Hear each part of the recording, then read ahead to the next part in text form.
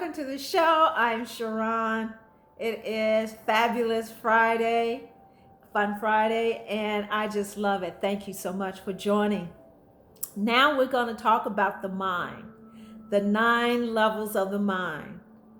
That is, I love it. I love the mind. That is all we have to work with. It creates our reality, it causes us to dream.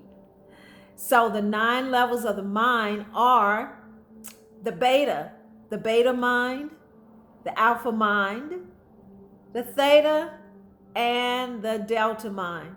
Also, there is something called colloquial, your good mind. Don't lose your good mind. That's when the stress is all there. It's like, don't lose your good mind. And we have when people make you angry and you want to tell them off, you want to give them a piece of your mind. Nobody got time for that. Keep it to yourself. No one wants a piece of that. So then we have the analytical mind, which is a scientific mind that really analyzes everything, want to create algorithms for it, put it in a category. So that is the analytical mind. Then we have the mind of wisdom, or the mind of Solomon, I like to call it. And the Bible supports that, and we have scriptures that will support that. Scriptures in Proverbs. Proverbs is just a book of wisdom. You can find great wisdom. And Solomon exhibit great wisdom when the 2 mothers were debating who was the mother. At that time, he said, Eureka, let's chop the baby in half. And the real mother said, no, don't. And in Proverbs, we have Proverbs chapter 4, 1 through 5, that talks about wisdom, the wisdom call, gaining wisdom. Chapter 7 in Proverbs, 1 through 4, wisdom call.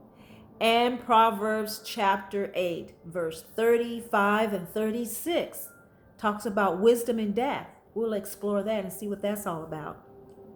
But the beta mind is the mind where you take action. It's the physical world. It's the world that we're in now. It's the result of all your manifestations, of all your thinking, of all your visualization. That is your beta mind. And after that, that's the very fast mind. That's the mind that goes very fast. And some people have a very, very fast mind. They got to really get in there and move that energy. But there is the law of balance that comes in, and your theta, your alpha mind has to come in. And that's when you take time out and daydream and just relax and you take a nap. That's when you daydream and you close your eyes and you go inside. You go inside and start visualizing. Did you know that 85% of the stimulus when you close your eyes is eliminated? That means because we take in so much in our eyes and what we hear. So, but almost 95% or 90% of your stimulus is taken in through your eyes. So when you take a nap, you simply close your eyes, you're going inward and seeing and start visualizing what you want, creating. Just become a movie director when you're in your alpha state. And it's very easy to get to.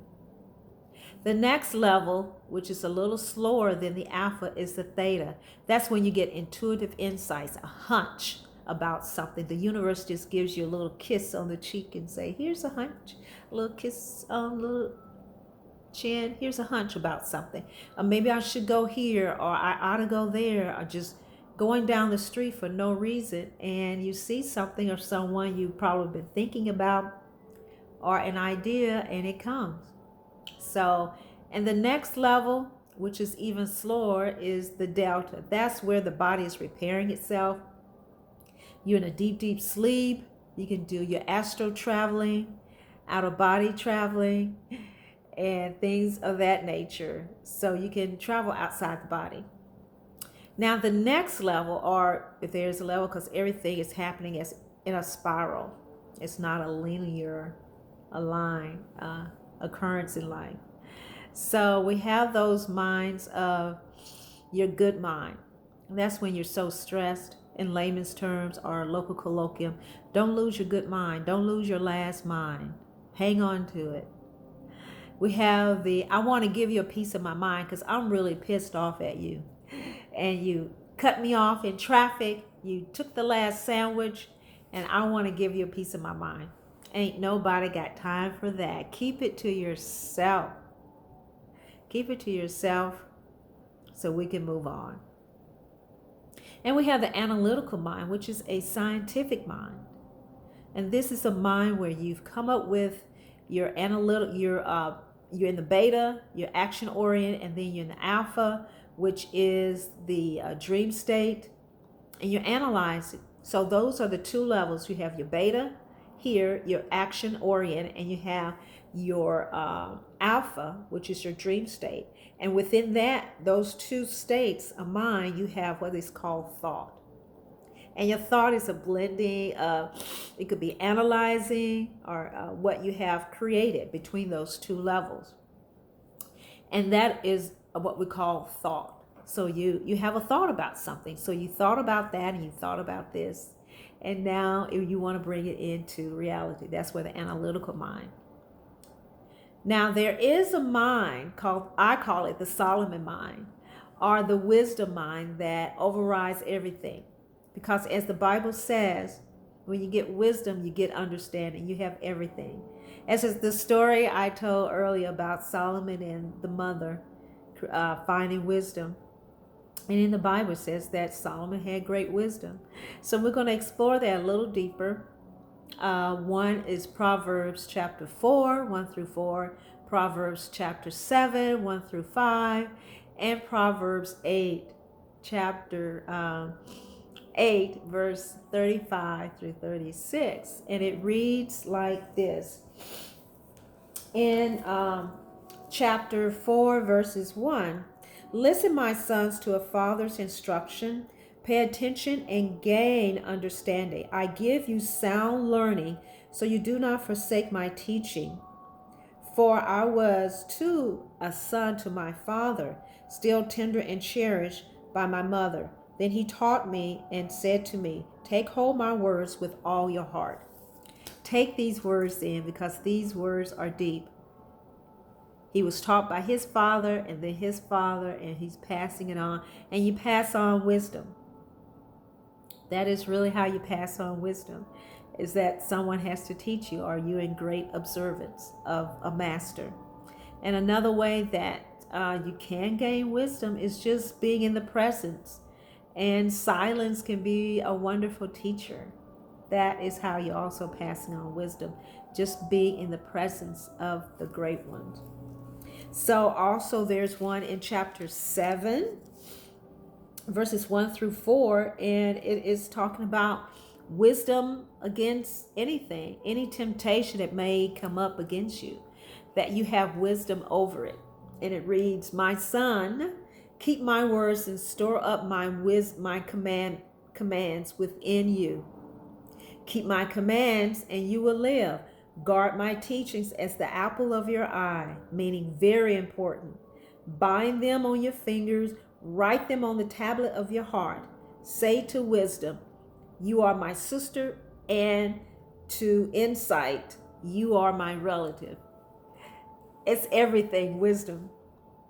Wisdom trumps everything. When you gain wisdom, you gain understanding, because that means you're taking the time, you're slowing your thinking down. You're out of the beta level, which is a very fast thinking. You have gone deeper into alpha, and you're really into the theta, where intuitive insights, inductive reasoning, comes in. So you want to gain that, because you got to wrap it in your finger, live with it, breathe with it. Wisdom is you. So also we have another one, Wisdom Call, chapter 8, verse 35 and 36. This is really good stuff that is in the book of Proverbs. It reads, for those who have found life find and receive favor from the Lord. But those who fail to find me harm themselves. All who hate me love death. All who hate loves death. Because wisdom is knowledge, wisdom is love. It's finding the good in everything. And if you stay stuck on that, then you're staying stuck on death. You're calling it death if you're not calling in life. And God is all about life, the God that is within you. It is good to have wisdom, but having with understanding. I can remember growing up, often people will ask, well, what does your name mean? And I really couldn't tell them. What came up was that it means wisdom. It means wisdom. So we have to always practice wisdom. It trumps everything. The Bible is a great way of gaining wisdom. Wisdom can be read, but then also you have to live it. And also being around someone that knows more, that is wisdom. Being in their presence, assisting them with things, being an apprenticeship or apprentice can be, or simply just helping out in the neighborhood. You can gain wisdom and gain understanding about life and about yourself and your direction in life. It is just so much fun here on planet Earth being in wisdom. You want to have that wisdom. You want to have that joy. This is you. This is you. I'm excited for you. Large sums of money comes to you easily and frequently in increasing amounts on a continuous basis for the best interest of all that you get to keep. That is my prayer for you, for all that is listening. There is so much love for you here. And as always, we want to end the show with something warm to drink. I'm drinking a wonderful cup of tea. Green tea, I'm drinking two. One is passion tea and the other one is green tea. I kind of like mixing my teas, so. So good, so good. I encourage you all to research those levels. The beta, that is the functioning, what you're doing now. The alpha, your dream state. Your theta, your inductive, intuitive. And your delta. You really want to get to that delta level so you can replenish your body at night. I'm Sharon. Thanks again for watching. And washing your mind. You want to wash your mind of things that are not working, letting go everything that is not working. This is a time that we're entering into the Aquarian age, where old things are gone and taking on the new things. It is so vitally important to do that. Take the time to love yourself, to love others, and we'll see you in the next. Enjoy.